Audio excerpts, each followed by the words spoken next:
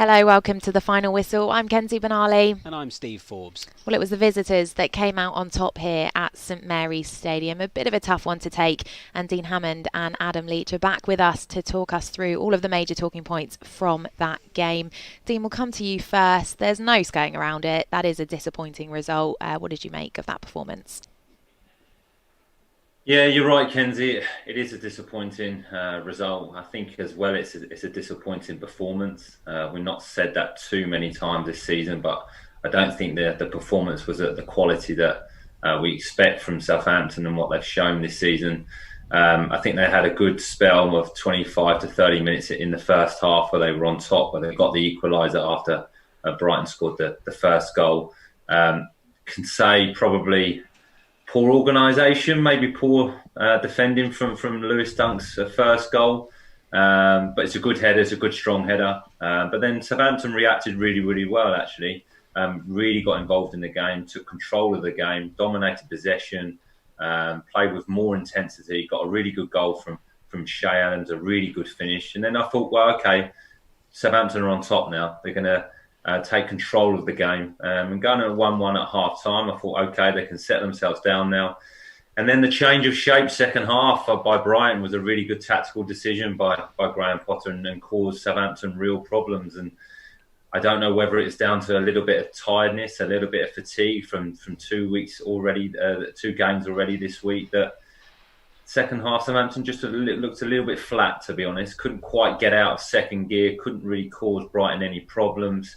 Obviously a chance from Shay Adams where I think that's where Shay potentially needs to just improve his game a little bit. You know, he scored some great goals, but he needs to be a little bit cuter in those finishes. It's a good save by the keeper, don't get me wrong, but you imagine Danny Ings in that position maybe would have given the keeper the eyes and maybe gone the other way. So, look, fully deserved by Brighton. I think they played very, very well today. I mentioned before they're a good team, and one thing they were today, they were clinical. They probably had 2 or 3 chances and scored 2. So credit to them.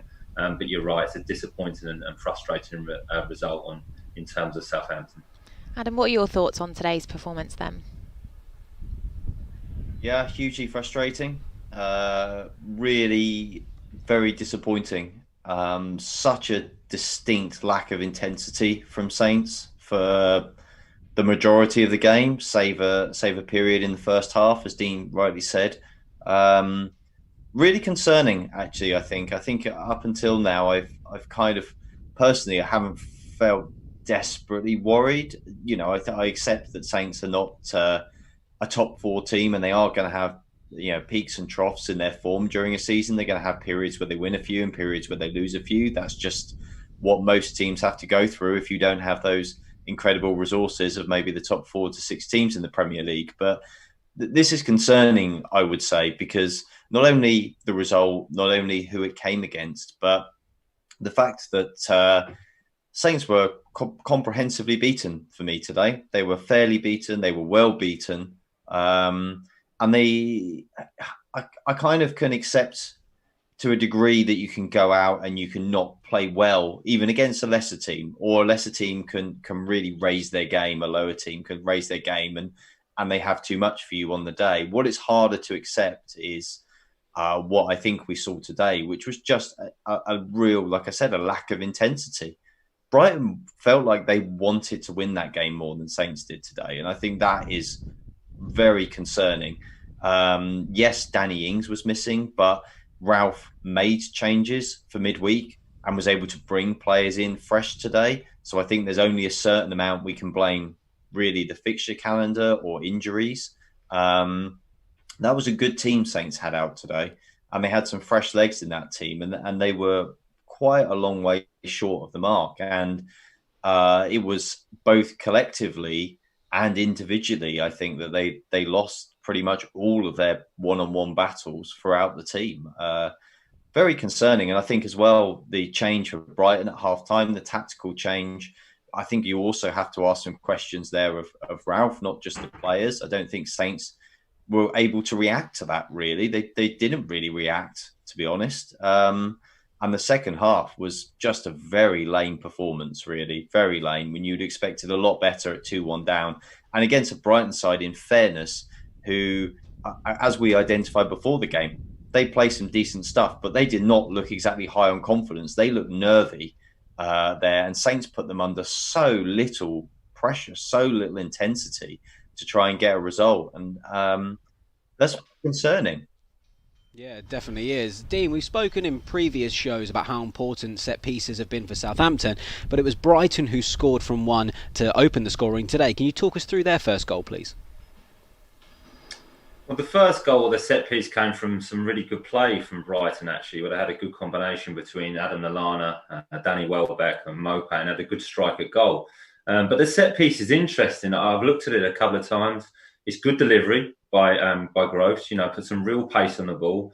And Lewis Dunk kind of hangs out on the edge of the box. Now, from how as I understand it, Southampton are picking up man for man, but Ryan Bertram is either picking up Lewis Dunk or he's trying to block Lewis Dunk. So he's kind of a free roll, so like a zonal mark. Ryan's marking an area. Anyone comes across him, he gets a block, so they can't get a really strong run or their movement is stopped. It doesn't quite get good enough contact on Lewis. Look, it's a really, really good header. He's got a lot of power of it, a lot of accuracy. Could Fraser Forster do a little bit better? It's difficult for a goalkeeper that size to get so low down so quickly.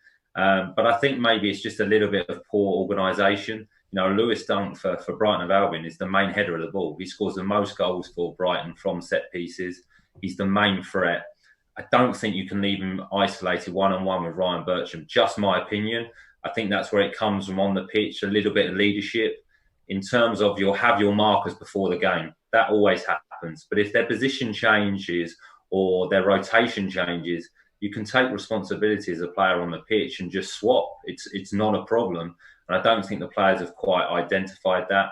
But it's a good header. It is. There's good pace on the ball. It's good delivery. I just think the manager and the defenders in particular will be disappointed with that. I think that kind of sums up today. There's a disappointment and moments in the game where Southampton will look at it and go, we could have done that better. We could have reacted to that better. So that little finer detail, that matters in the Premier League at the top level is really, really important.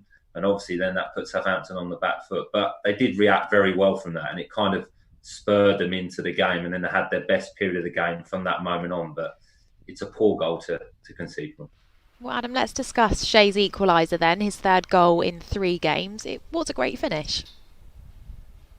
It was a fantastic finish. Really, really top draw finish. It's the way it drops to him as well. Obviously, Dunk's got a touch on the ball, so it's coming down.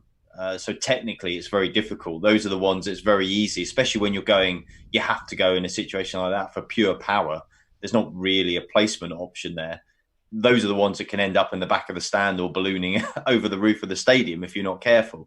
So a terrific finish, great technique, and I think that's Shea at the moment. Really, a lot of his best moments are kind of his more instinctive moments. I feel just generally the ones where he has just a little split second more time.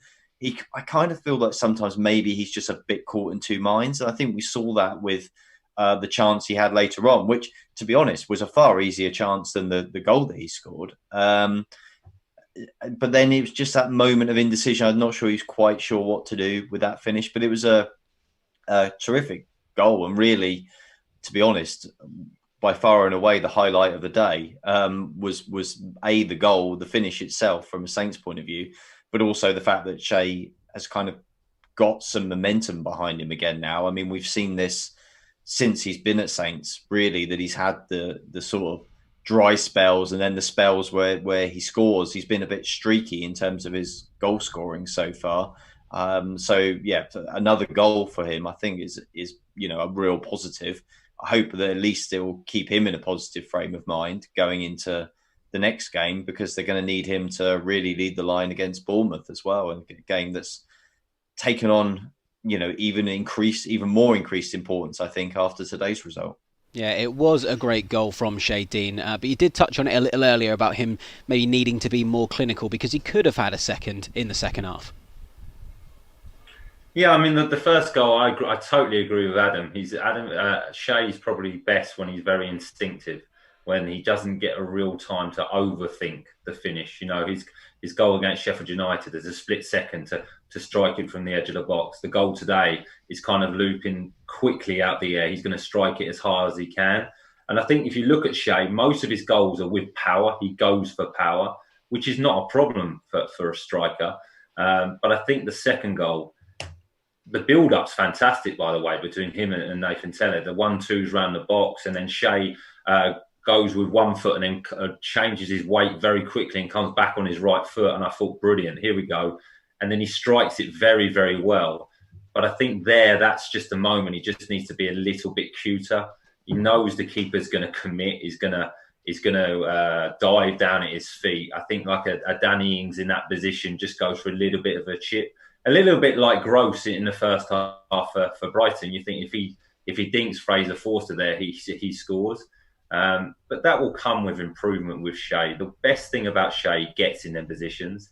He doesn't mind taking the responsibility of having a strike at goal. So that's always a good thing for a striker. You need to worry and be concerned when they're not in the positions to score. But he didn't have a lot of opportunities today. So scoring 1 out of 2 is a pretty good ratio for himself, and 3 and 3 is good. He's picked up some form, so his confidence will be high. But I'm sure he'll look back at that and think, could have done something different. But the actual build-up play and the build-up, the 1-2 round the box was very, very good to get himself into that position. I just think he could have been a little bit cuter. And then the Trossard goal to put Brighton back in front was a decent move, but would you say it's fair to say that it was a poor one to concede? Yeah, it was. I think one of the disappointing things, amongst many disappointing things today, was actually how surprisingly limp Saints were through the spine of the team today. I was quite surprised by that, to be honest with you. I thought Diallo, Ward-Prowse, Bednarek, Vestergaard, you kind of, in that area, you sort of had a really strong backbone there for Saints, but Brighton were able to sort of come through those areas far too easily for me on multiple occasions. We saw Lallana many times dropping into pockets of space, picking up the ball, and being able to cause all kinds of problems. And yeah, Saints just didn't deal with it. And the goal as well. I mean, when you see Trossard there, it's not. Again, we've seen this quite a few times recently.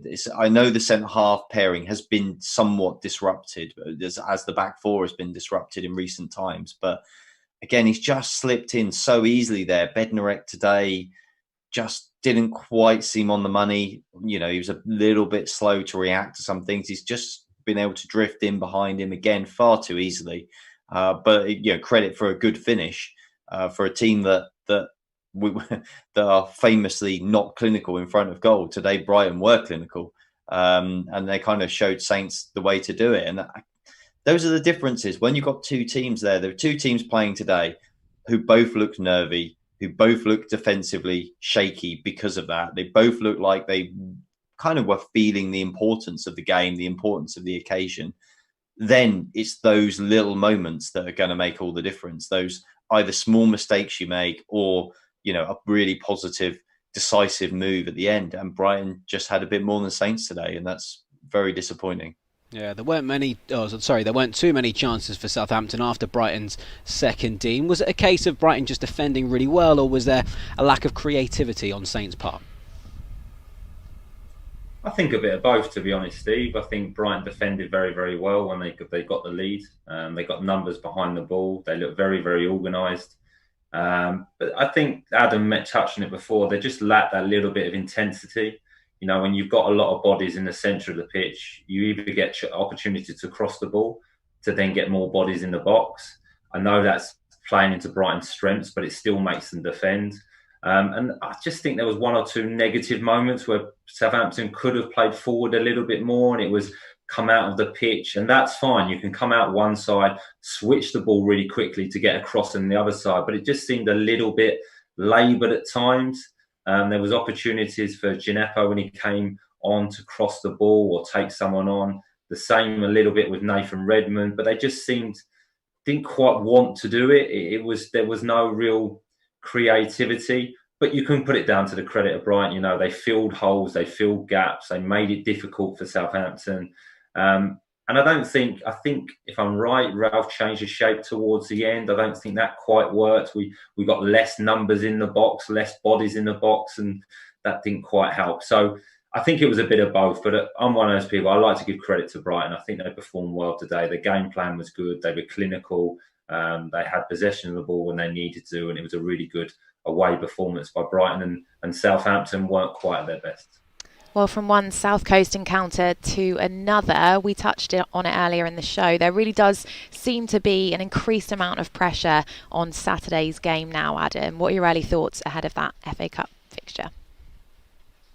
Yeah, I agree, Kenzie. There's a lot more pressure now, I think. I think Saints will feel a lot more pressure, more importantly, or more precisely, because they will go into that knowing, I mean, it was always important, right? It was always a really important game for them. But they go into it now, I think, with unfortunately that nagging doubt in the back of their head about whether they are going to be the victim of an upset now. As whereas I feel like had they have played better and won today, I know it's a what if situation, but I felt like that confidence and momentum from having beaten Sheffield United, if they'd have done the same today, they would have kind of turned up against Brighton expecting to win, Bournemouth, expecting to win, and had a lot more positivity. I just fear that the way that they are at the moment, the way they look, especially the way they looked against Brighton, I just worry that they're going to turn up scared about losing this game rather than thinking about winning this game. And to me, that would be a big concern. Bournemouth are obviously in very patchy form themselves. I think that's very clear. But to them, it's also a big game. Look at their squad, Bournemouth squad. They should be doing better than they are. But that kind of underlines when you look at their squad, they do have the quality that on a one-off day, if they're really up for it, they do still have the quality to cause teams problems. And Saints are going to have to be really up for it against Bournemouth, really, really up for it. And they're going to have to play with a lot more belief and a lot more desire. I think they're going to have to try and, almost outdo Bournemouth for that to make sure that they are the team that are going to win that game. And it is huge.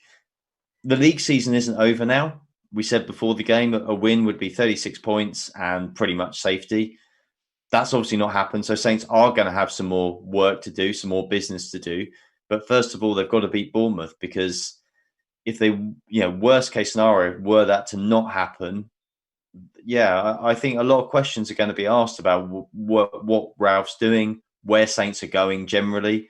But if they beat Bournemouth, I think that there'll be a good chance to go into the international break then with a bit of positivity and with a real focus, and coming back after that going, right, we've got just a few weeks left of this season now, really. We've got a chance of getting to an FA Cup final, and we've just got to make sure we stay in the league. And there's a real positive to go forward. So I think that's what Saints have to try and take into this, and try and make sure that they don't just take in a nervy, negative mindset, which, frankly, after the performance against Brighton, you could barely blame them for. Well, Dean, confidence of the team aside then, on paper, this is really a huge opportunity to progress to the semi-final of the FA Cup. It is, Kenzie, you're right. And I think I agree with what Adam said, but I think as a player, you just isolate the game. That's what you need to do, and look at the thing, okay, well, let's forget the league form. It doesn't matter where we are in the league. This is an FA Cup game. Southampton have been brilliant in the FA Cup this season. So you've got to try and take that mentality into the game. Match Bournemouth's work rate, match their intensity, because Bournemouth, it's a free hit for them. No one expects them to win. They can go into the game and play with some freedom. So if Southampton can match that intensity, they've got better players. They've got more quality players. Bournemouth do have quality, and it's going to be a tough game. But yeah, you just have to isolate it and not think, okay, we've just lost to Brighton, we've just lost to Man City. Forget that. For a one-off game, forget that. Go into confidence. Be excited about the game, thinking we can get to an FA Cup semi-final here. It doesn't matter about anything else. Play 90 minutes, try and win the game. And I think that's the best way to approach it. And also approach it during the week as well. Enjoy the build-up to this game. Enjoy the excitement around the game. go in Monday and maybe talk about this performance against Brighton and then forget about it and then move on to a really, really big game, exciting game against Bournemouth. If Southampton win, it keeps their season alive. So I think that's how I would approach it as a player. Great stuff. Well, thank you very much, Adam and Dean, for joining us again today. Kenzie, I think we should just take a breath and put this one behind us now, because next time out we are swapping the Premier League for the FA Cup. It's a trip down the coast to Bournemouth with a place in the semi-finals of the competition up for grabs. It's another early kick-off. It's at 12:15 on Saturday, so we'll be with you with another Saints Live from 11. Have a great week and we'll see you then.